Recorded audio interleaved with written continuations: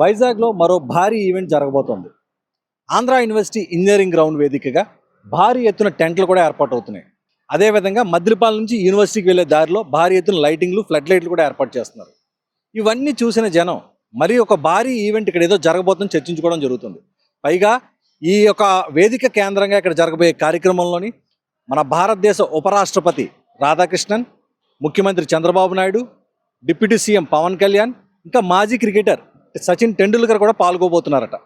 So ఈ నేపథ్యంలో ఇక్కడ భారీ ఎత్తున ఏర్పాట్లు చేస్తున్నారు. ఇప్పుడు మనం చూడొచ్చు, ఇక్కడ చాలా పెద్ద ఎత్తున వేదికను ఏర్పాటు చేస్తున్నారు. దాదాపుగా ఇక్కడ ఒక 25,000 మంది కూర్చునే విధంగా ఇక్కడ వేదికలు ఏర్పాటు చేస్తున్నారు.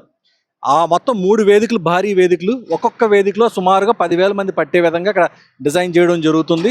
అదేవిధంగా ఇక్కడ యుద్ధ ప్రాతిపదికన పనులు కూడా జరుగుతున్నాయి. ఈ మొత్తం కార్యక్రమాలన్నీ కూడా ఈ నెల 27వ తేదీన ఆంధ్ర యూనివర్సిటీ ఇంజనీరింగ్ గ్రౌండ్ వేదికగా జరగబోతుంది. ఆ కార్యక్రమమే ఆంధ్ర యూనివర్సిటీ శతాబ్ది ఉత్సవాలు. ఈ ఉత్సవాల్లో భాగంగానే ఈ భారీ వేదికని ఇక్కడ ఏర్పాటు చేస్తున్నారు.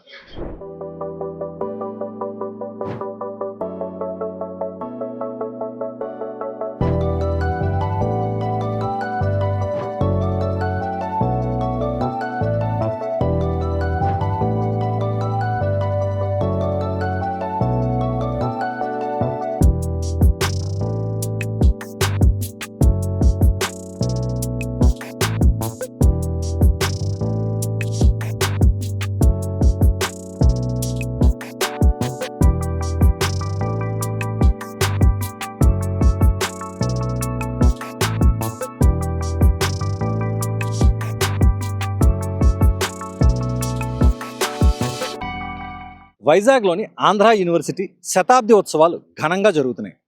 ఆంధ్ర యూనివర్సిటీ 100 ఏళ్ల చరిత్రను ప్రపంచానికి చాటి చెప్పేలా ఈ ఉత్సవాల నిర్వహణకు ఏర్పాట్లు చేస్తున్నారు. అందులో భాగంగానే విశాఖ నగరంలోని ఆంధ్ర యూనివర్సిటీ ఇంజనీరింగ్ కాలేజీ గ్రౌండ్లోని ప్రధాన వేదిక శరవేగంగా నిర్మితమవుతుంది. ఆంధ్ర యూనివర్సిటీ ప్రధాన ద్వారాలకు రంగులు వేశారు. సౌత్ క్యాంపస్లో LED ఫ్లడ్ లైట్లు, మద్దిలపాలెం గేట్ నుంచి పెదవాల్టేరు వరకు కూడా వెళ్లే రహదారిలో విద్యుత్ తోరణాలు కూడా అమర్చారు. ఏప్రిల్ 26వ తేదీ వరకు ఏయు శతాబ్ది ఉత్సవాలు జరుగుతాయి. 27న ముగింపు ఉత్సవాల్లో విశిష్ట అతిథులు పాల్గొంటున్నారు. అందుకు తగ్గట్లుగా ఆంధ్ర యూనివర్సిటీ ఇంజనీరింగ్ కాలేజీ గ్రౌండ్లో ఏర్పాట్లు ప్రారంభించారు. 10,000 మంది ఒకేసారి కూర్చునేలా సభా ప్రాంగణం ఏర్పాటు చేస్తున్నారు. అది ఇదే ప్రాంగణం. ఏప్రిల్ 27న శతాబ్ది ఉత్సవాలు ముగింపు కార్యక్రమానికి భారత ఉపరాష్ట్రపతి రాధాకృష్ణన్, రాష్ట్ర గవర్నర్ అబ్దుల్ నజీర్, ముఖ్యమంత్రి చంద్రబాబు నాయుడు, ఉప ముఖ్యమంత్రి పవన్ కళ్యాణ్, మంత్రి లోకేష్, మాజీ క్రికెటర్ సచిన్ టెండూల్కర్ పాల్గొంటారు.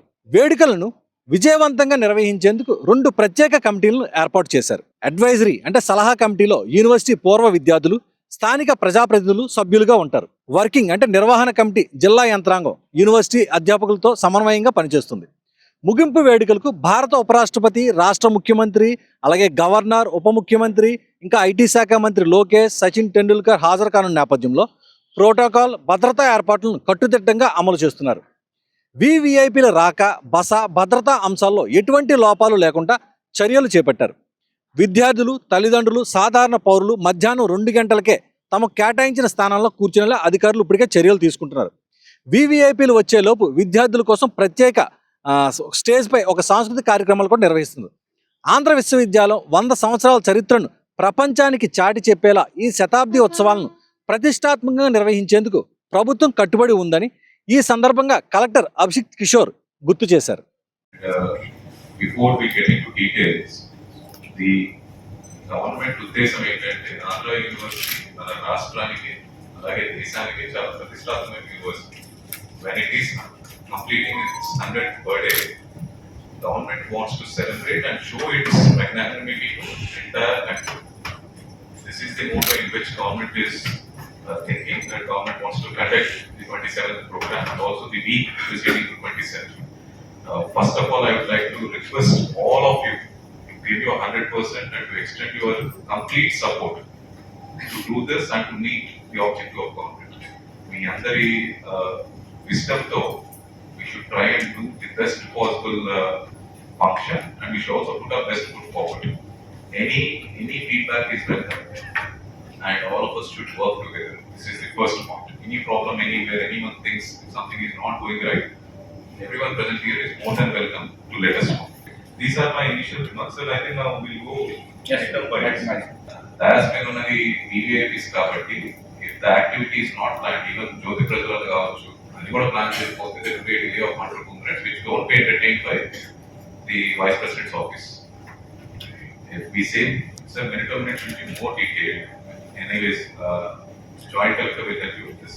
This is On DIAS program, minute to minute అంటే we are not talking about anything else. Yeah. On the DIAS program, విద్య మీరు ఇది రెడీ చేయండి. ఇది మినిట్ టు మినిట్ అంటే 2 minutes జ్యోతి ప్రజ్వలన ఇంత డీటెయిల్ గా ఉంటుంది. అది మనం తయారు చేసుకోవాలి. And this shall be as per protocol collectorate will help you. First మనం అరైవ్ అవ్వాలి. Specific activity, there shall be a person in charge. At 2 to 4 p.m., as per our information, 2 to 4 p.m. if they are seated, what are we going to do? There has to be some kind of engagement for them. Generally, what we do typically, 2 stages, second stage, everyone cultural programs, most of you must have seen also. On the dais, program. I think on the dais, since we Vice President of Hello Chair, major programs here. Maybe do we need a side stage? How do we engage them? The decision is to side dais for a plan chair. Someone can talk to them. మనకు చాలా మంది delegates వస్తున్నారు, VVIPs వస్తున్నారు, వాళ్ళ చేతి మనం ముందే మాట్లాడించవచ్చు. On DIAS program will start at 4, but how do you engage students from 3 to 4? They have to be complete engagement. 4 o'clock VVIP arrives. Some piece of information for all of you. The programs like this will start on time, end on time, whatever happens. If Vice President talks, there is some other issue, nothing.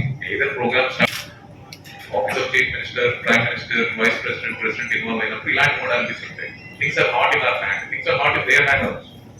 Once the time passes, program is not. That is the point that I'm trying to drive to follow. These are my initial remarks, sir. If it is okay, we'll get into details. Yes. And we'll ask each people. I think